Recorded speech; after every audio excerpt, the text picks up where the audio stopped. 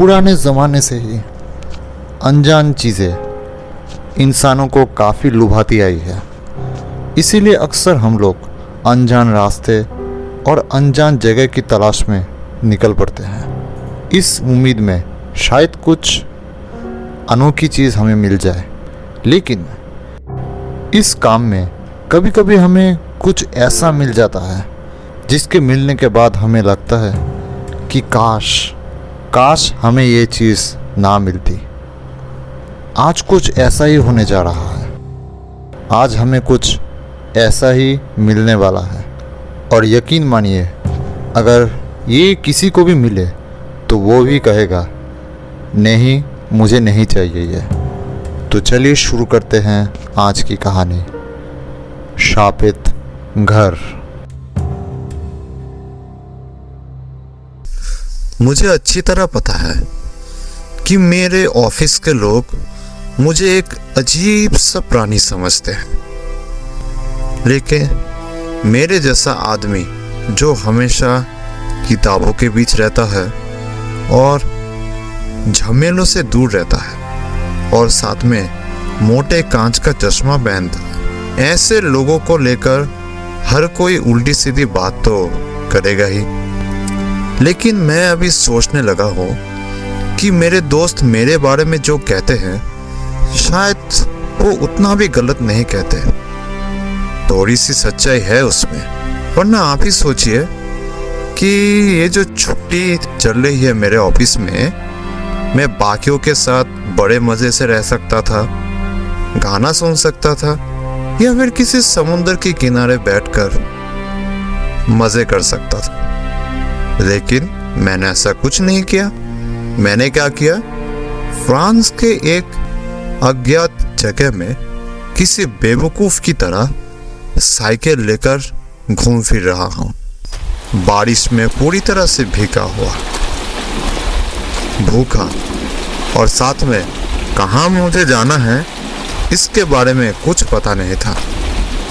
बस सामान से भरी हुई बैग और एक साइकिल लेकर इधर उधर भटक रहा था एक अनजान देश में।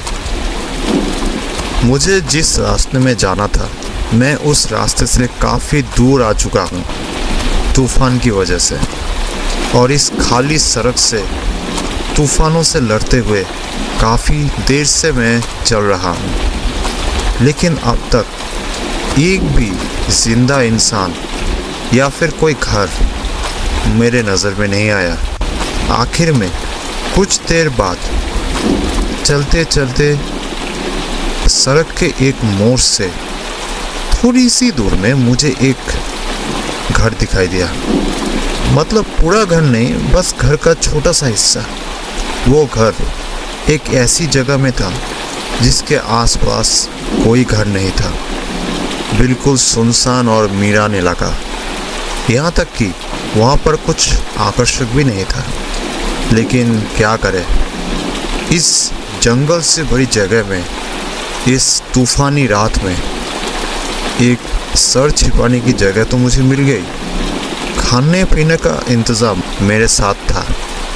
मैं जल्द से जल्द उसकी तरफ चलने लगा, लेकिन घर के पास आते ही मेरे हाथ से हाथाशाही लगी। बिना छत के एक छोटा सा घर, एक बड़ा सा दरवाज़ा जो कि 2 नट बोल्ट के ऊपर किसी भी तरह से टिका हुआ था, और सामने जो सड़क घर तक जा रही थी वो पूरी तरह से झाड़ियों से ढकी हुई थी। इन सबको मिलाकर बस एक ही बात सामने आई, और वो है कि ये घर कई दिनों से खाली पड़ी हुई है, या फिर शायद कई सालों से। लेकिन फिर भी मैं अपने आप को शांत करने लगा और कहने लगा, इस खतरनाक तूफानी रात में भले ही ये एक वीरान घर है, लेकिन फिर भी इसको नज़रअंदाज करना ठीक नहीं। और सिर्फ वही नहीं, मैं अपना भीगा कपड़ा सूखा भी सकता हूँ, और मेरी जो साइकिल थोड़ी सी ख़राब हुई है उसको भी ठीक कर सकता। बस एक खड़े होने की जगह चाहिए। ये सब सोचते सोचते मैंने उस घर के बरामदे के नीचे आके खड़ा हो गया। देख के लग रहा था कि ये पूरा घर किसी जमींदार की थी। छोटे मोटे पेड़ों ने उस घर की दीवारों को ढक दिया था। दरवाजे के पास में एक पत्थर में लिखी हुई थी इस घर के मालिक का नाम, और वो देख के ही मुझे पता चली कि इस घर में कोई बड़े घर का आदमी रहता था। लेकिन अभी उस घर के सारी की सारी खिड़कियां बंद है, मतलब अभी यहाँ कोई नहीं रहता। मैंने घर के दरवाजे को खोलने की कोशिश की, लेकिन कितनी अजीब बात है, दरवाज़ा तो खुला ही था। थोड़ा सा धक्का देते ही अपने आप ही खुल गया। मेरे सामने ही थी एक बड़ा सा कमरा। रोशनी थी नहीं, जितनी रोशनी बाहर से आ रही थी उसी के सहारे अंदर पहुंचा मैं। एक अजीब सी गंध मेरे नाक में लगी। थोड़ी देर तक खड़े रहकर मैं इस तरफ उस तरफ देखने लगा। पुराना घर, खाली कमरा, ये सब कुछ देखकर मुझे थोड़ा थोड़ा डर लगने लगा। मेरे सामने ही थी एक बड़ी सी और चौड़ी सीढ़ी जो कि ऊपर जा रही थी। घर के अंदर जितनी भी खिड़कियां थी वो सब मैल और मकड़ी के जालों से ऐसे ढकी हुई थी कि बहुत ही कम रोशनी आ रही थी। मैं इस बार सीढ़ी से ऊपर चला गया और ऊपर पहुंचकर जो कमरा मेरे सामने पहले आया, मैंने उसका दरवाज़ा खोला। अच्छी तरह से सजी हुई एक बड़ा सा कमरा। देख के पता चल रहा था कि यही थी असली घर जहाँ पर वो आदमी रहता था। लेकिन कई सालों तक यहाँ पर ना रहने की वजह से आज कमरे की हालत खस्ता थी। घर की दीवारों में जितनी भी प्लास्टर थी उनमें से ज़्यादातर गिर चुकी थी और इधर उधर छोटे मोटे छत्राक दिखाई दे रहे थे। लेकिन इन सब के बीच मुझे एक काम की चीज़ दिखी और वो थी फायर प्लेस। जलाने के लिए अगर कुछ मिल जाए तो यहाँ पर मैं आग जला सकता हूँ, और अगर आग जला ली तो फिर कम से कम एक गरम चाय में बना लूँगा और जितने भी मेरे कपड़े भीगे हुए थे उन सबको भी सुखा लूँगा।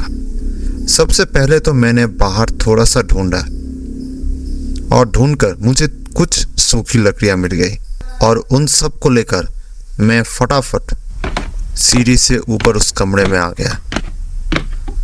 लेकिन पता नहीं मुझे क्या हुआ, मैं फटाक से रुक गया। बिल्कुल उस कमरे के सामने। पता नहीं मेरे पैरों को बिल्कुल इच्छा नहीं हो रही थी उस कमरे के अंदर जाने की।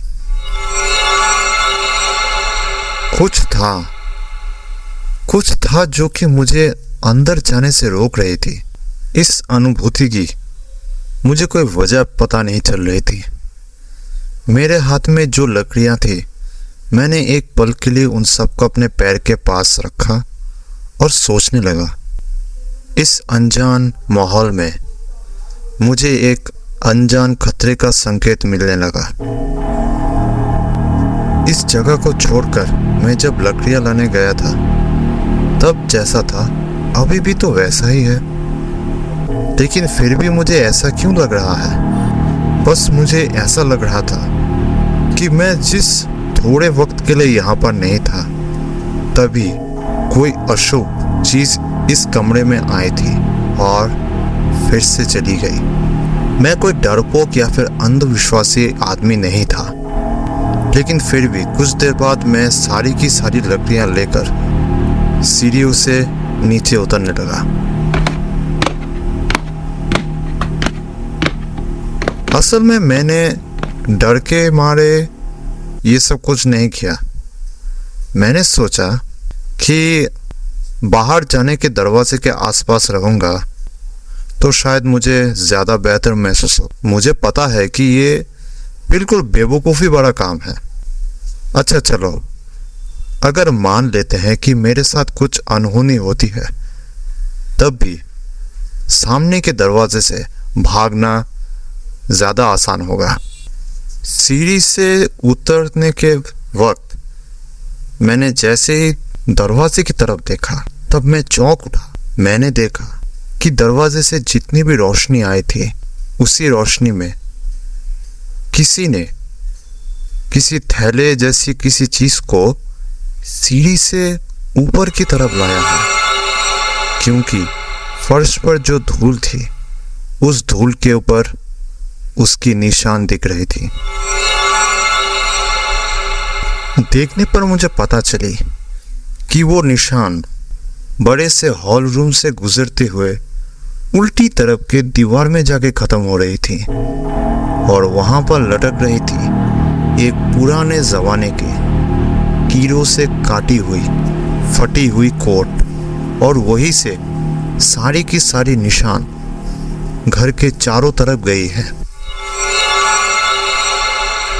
कुछ निशान दरवाजे के पास जाकर खत्म हो रही थी और कुछ सीढ़ियों से होकर घर के पीछे की तरफ जा रही थी, लेकिन वो सारी की सारी निशानें एक ही जगह से शुरू हो रही थी और वो थी वही कोट।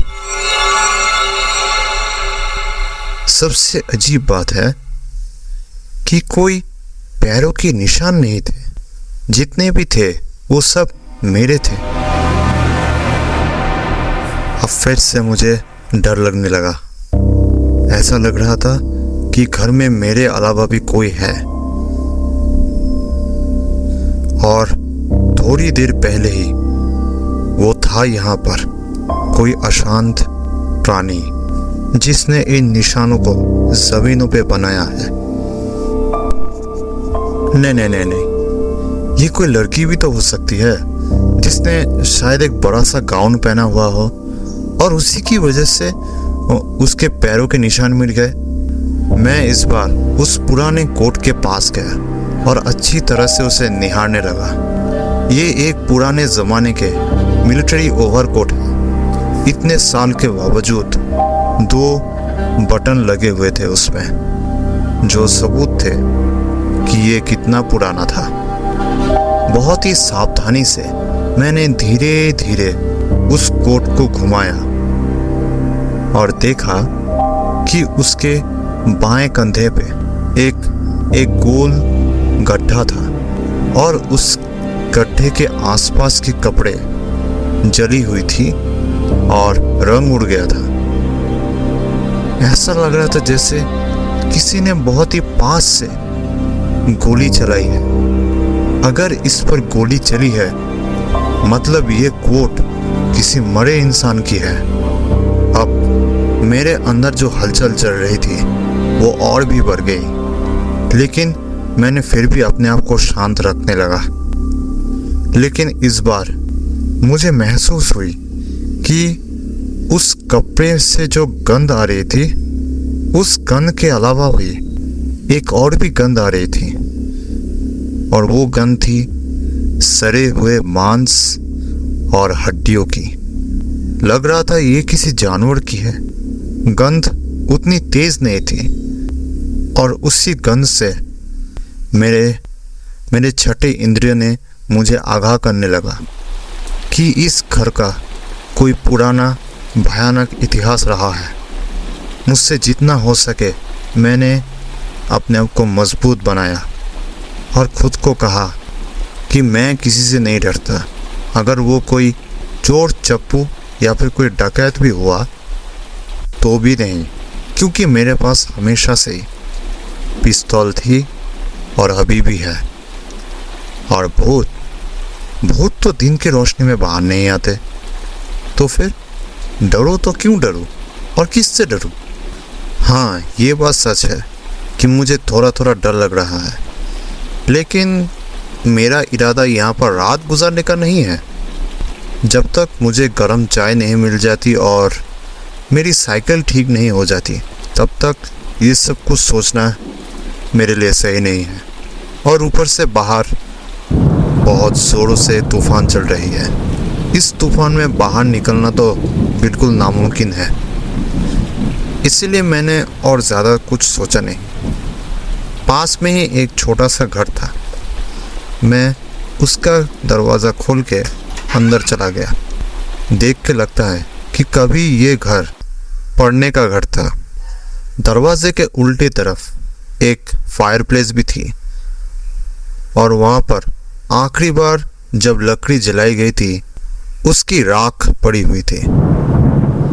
मैंने एक सूखी डंडी ली और फायरप्लेस की साफ सफाई की, लेकिन मैंने जो लकड़ियाँ लाई थी वो जलने लायक नहीं थी।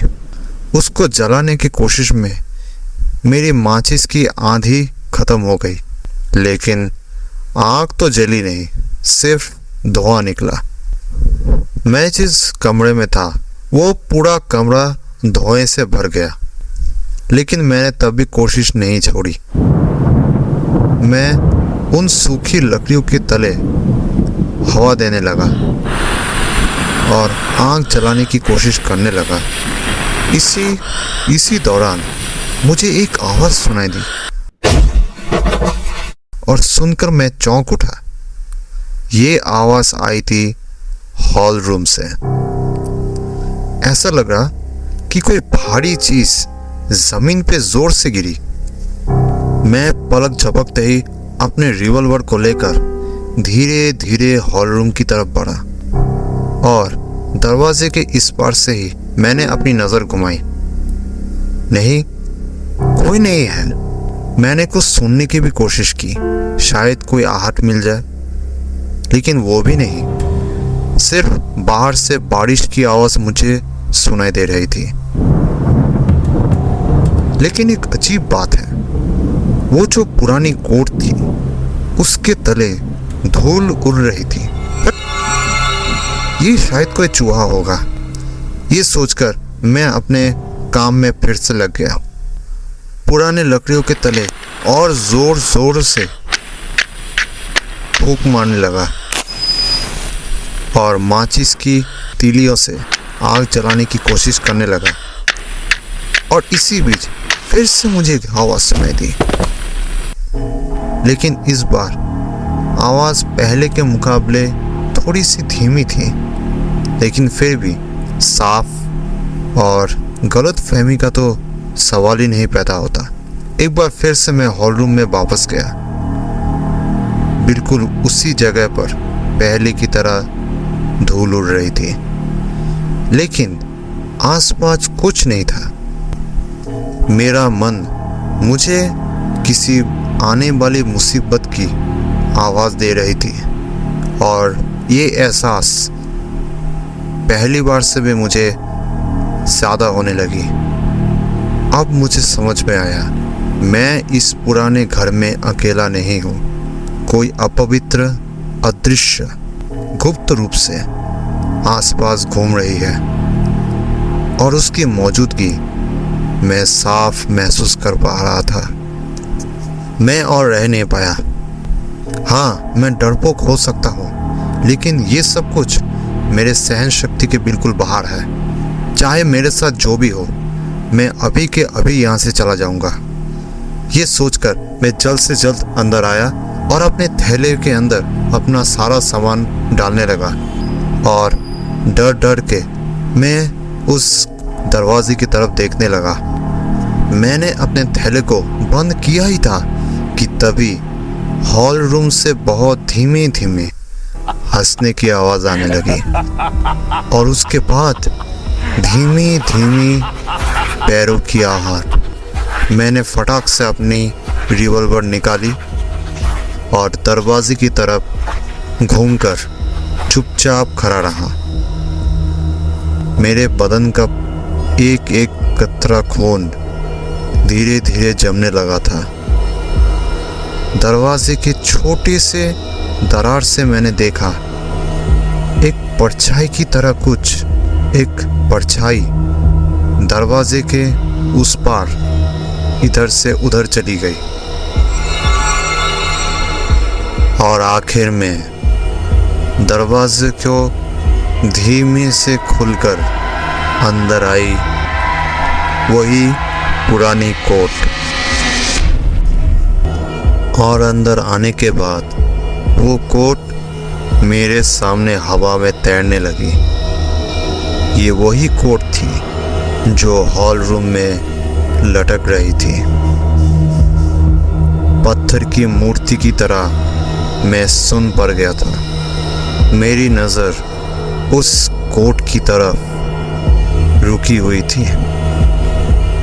डर ने मुझे पूरी तरह सम्मोहित कर लिया था और इसी वजह से मेरा रिवॉल्वर भी मेरे हाथों से गिर गई।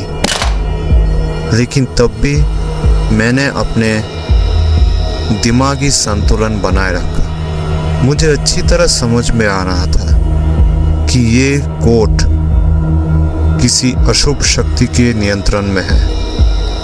अगर इसने मुझे छू लिया तो मेरा शरीर तो नष्ट होगा ही, मेरी आत्मा शायद अनंत काल तक इसी हवेली में कैद हो जाएगी। अभी वो कोट धीरे धीरे मेरे पास आ रही है। वो बहुत ही अजीब तरीके से हवा में तैर रही थी गिरकर। वो कोट कभी हवा में या तो कभी जमीन में रेंगते हुए मेरी तरफ आ रही थी। मेरी नज़र उसी कोट की तरफ रुकी हुई थी और मैं धीरे धीरे पीछे जा रहा था। पीछे बढ़ते बढ़ते मुझे महसूस हुआ कि मैं चिमनी के पास आ गया हूँ। अब पीछे जाने का कोई रास्ता नहीं बचा। लेकिन तब भी वो कोट मेरी तरफ बढ़ रही थी। अब वो कोट अपने हाथों को बढ़ाकर मेरा गला दबाने आ रहा है। उसकी हथेलियां नहीं दिख रही थी, लेकिन फिर भी मुझे साफ महसूस हो रहा था।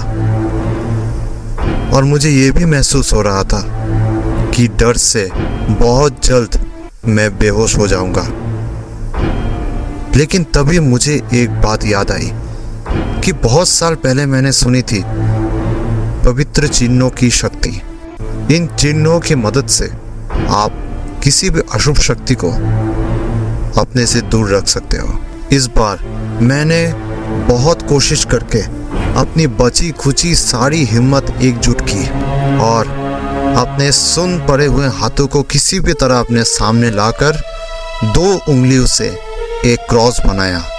और इसी के चलते मैं अपने हाथों से कभी कभी पीछे के तरफ कुछ ढूंढे जा रहा था। कुछ भी मिले वही चलेगा।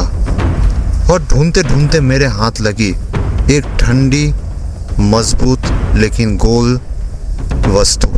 ये एक बड़ा सा डंडा था जो कि चिमनियों को साफ करने के लिए इस्तेमाल किया जाता था। और वही डंडा हाथ में लगते ही मेरी खोई हुई ताकत वापस आ गई। पलक झपकते ही मैंने उस डंडे से उस कोट के ऊपर जोर से वार किया और वो कोट उसी डंडे से लिपटकर मेरे पैर के पास आके गिर गया। यकीन मानिए मैं और एक पल के लिए भी वहां नहीं रुका। उस कोट के ऊपर से छलांग लगाकर दौड़ते दौड़ते उस घर से बाहर निकल गया। और दौड़ते दौड़ते मैंने तिरछी आंख से तिरछी नज़र से पीछे देखा तो पाया वो कोट रेंगते रेंगते मेरे पीछे आ रहा था मुझे पकड़ने के लिए। उस शापित घर से बाहर निकलकर मैं दौड़ता रहा। इतनी देर तक दौड़ा कि शायद मैंने पूरे ज़िंदगी में ऐसा नहीं दौड़ा था।